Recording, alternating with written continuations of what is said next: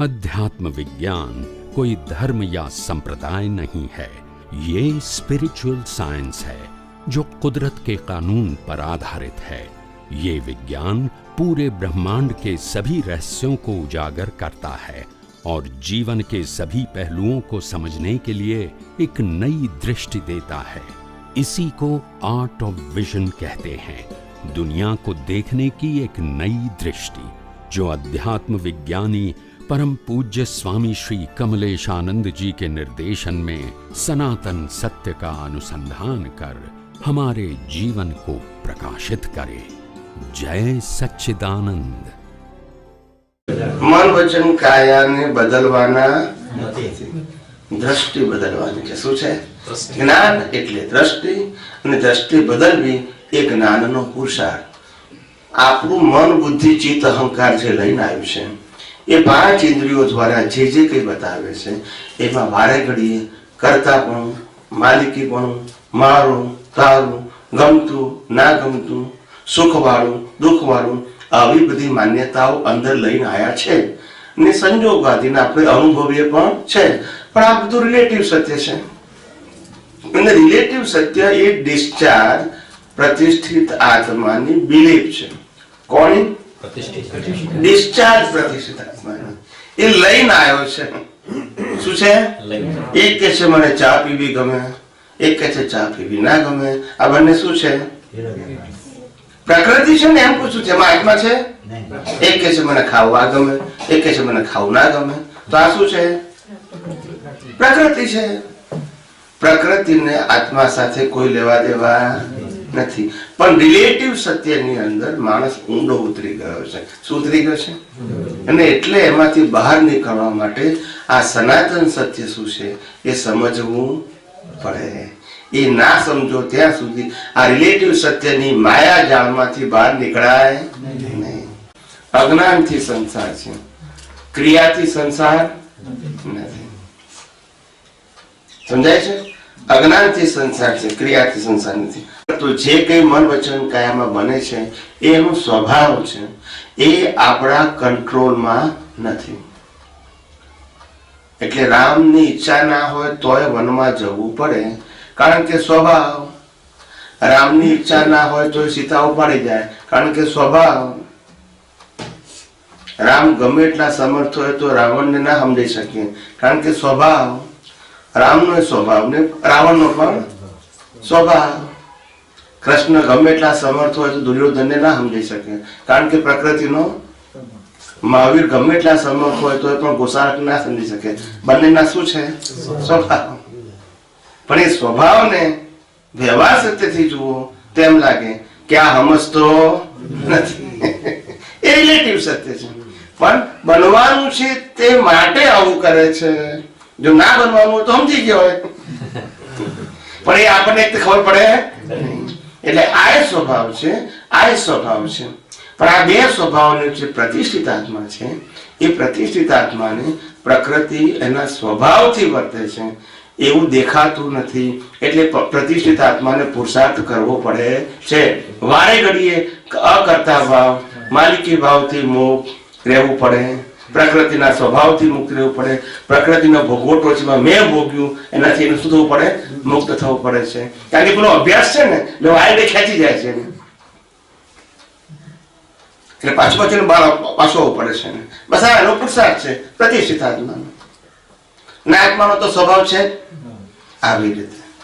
એટલે દાદા ભગવાનનું આપતો સૂત્ર છે, પ્રકૃતિ એના સ્વભાવમાં છે, આત્મા એના સ્વભાવમાં છે, તું તારા સ્વભાવમાં રહે। તું એટલે પ્રતિષ્ઠિત આત્મા, જે વારે ઘડીએ પ્રકૃતિના સ્વભાવમાં ખેંચી જાય છે, કરતાપણું અને માલિકીપણાથી। એટલે જ્ઞાનીઓ કોઈ દિવસ પ્રકૃતિને સુધારવાની બદલવાની વાત કરે નહીં, પ્રકૃતિથી છૂટા રહેવાની વાત કરે। શું કરે? નહીં તો આપણે રામને ના કહીએ ભાઈ તમારી પ્રકૃતિ સુધારો, હું કામ યુદ્ધ કર્યું, લાખોમાં આસે મારી નાખ્યા હતા। આપણે કૃષ્ણ ભગવાન તમે તમારી પ્રકૃતિ સુધારો, શું કામ મહાભારત કરાવ્યું? પણ ના, પ્રકૃતિને સુધારવાની વાત જ્ઞાની ના કરે, કારણ કે પ્રકૃતિ એના સ્વભાવમાં છે। કોઝ નાખી દીધા છે એટલે ઇફેક્ટો આવવાની જ છે. પ્રકૃતિ પ્રતિષ્ઠિત આત્મા ના આવે. ના, પ્રકૃતિ એટલે મન વચન કાયા, અને પ્રતિષ્ઠિત આત્મા એટલે નવી પ્રકૃતિ તૈયાર કરે. જો ખેંચશો ને, પ્રકૃતિ એટલે મન વચન કાયા, પ્રકૃતિ એટલે કર્મ ભોગવવાનું સાધન, અને પ્રકૃતિ એટલે આ વિનાશી. શું કહેવાય? વિનાશી. જન્મ, જીવન અને મૃત્યુ એ પ્રકૃતિની હોય. અવસ્થાની શરૂઆત અને એન્ડ એ પ્રકૃતિમાં હોય. મન વચન કાયા થી કર્મનો ભોગવટો એ બધું પ્રકૃતિમાં હોય. આ જગતનું રિલેટિવ સત્ય બધું વ્યક્ત થાય એનું નામ પ્રકૃતિ, અને આત્મા એટલે સનાતન સત્ય. તો પછી હા બોલો. પ્રતિષ્ઠિત આત્માનો રોલ કયો? પ્રતિષ્ઠિત આત્માનો રોલ એ છે કે જેમ આત્મા એના સ્વભાવમાં છે એમ પ્રકૃતિ એના સ્વભાવમાં લાગવી જોઈએ, અને બધી પ્રકૃતિઓ એના સ્વભાવમાં લાગવી જોઈએ. કમ્પ્લેન ને ક્વેશ્ચન પ્રતિષ્ઠિત આત્મામાં થવા જોઈએ નહીં. કર્તાપણું, માલિકીપણું પ્રતિષ્ઠિત આત્મામાં થવું જોઈએ નહીં. બસ આ પુરુષાર્થ એ થઈ ગયો તો બીજો પુરુષાર્થની જરૂર જ નથી. પછી પ્રકૃતિ રામને ભજે, કૃષ્ણને ભજે, મહાવીરને ભજે, શિવને ભજે, સ્વામિનારાયણને ભજે, શું ફેર પડે છે? પ્રકૃતિથી હું છૂટો રહું છું, પ્રકૃતિ એના સ્વભાવમાં છે, તો વાંધો શું છે? પણ પ્રકૃતિમાં ભળી જાય છે, એને પછી મેં કર્યું, એને કર્યું, મારું છે, તારું છે, આમ હોવું જોઈએ, આમ ના હોવું જોઈએ, એટલે રિલેટિવ સત્યમાં શું થયા? ઊંડાવું થયા. એટલે પ્રકૃતિને એના સ્વભાવમાં ના રહેવા દીધી, વ્યૂ પોઈન્ટ આપ્યો. શું આપ્યો આપણે? એટલે પ્રતિષ્ઠિત આત્મા અહંતા અને મમતા બે વસ્તુ આવે ને? આવે ને. અહંકાર એટલે અસ્તિત્વ, મમતા એટલે મારાપણું, કરતાપણું, માલિકીપણું અને કર્તાપણું. બસ એ જ અજ્ઞાન. એ જ અજ્ઞાન. અહંકાર ને મમતા.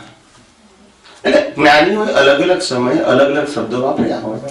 વાત એક જ છે. કર્તાપણું કે માલિકીપણું કહો, અહંકાર ને મમતા કહો, શબ્દો ભલે ગમે તે વાપરે. એટલે આ જ્ઞાન એટલું સહજ છે, સરળ છે, સુગમ છે, પણ દ્રષ્ટિ ક્યાંથી લાવવી?